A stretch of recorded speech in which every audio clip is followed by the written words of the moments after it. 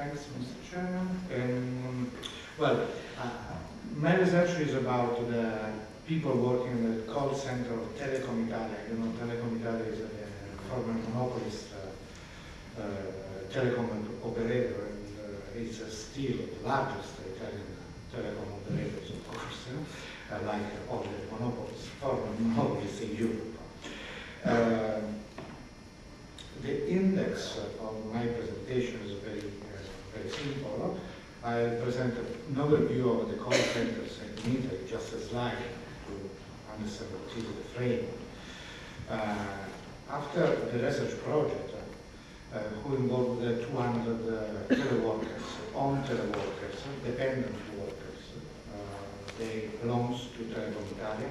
They are salary people from normal employment relations, or non-atypical, very typical, and so on. And they moved from call centers, from a traditional workplace to home. And I studied them for a time of 18 months. I'll speak a little bit about the impact of telework on workers, the impact on middle management, and the impact even on families, the other relatives. And I'll try to draw some conclusion on this. Well, call centers. In 1997 in Italy we had 420 call centers recorded in the database, in the employment database. After a year we had 200 more call centers. 1999 with another 200 more call centers. Last year the number of call centers were over 1,000. The employees in the year 2000, the employment in call center was about 63,000, many part-time, short-term contracts. A lot of my students at the university will work at the call centers during the weekend, for instance.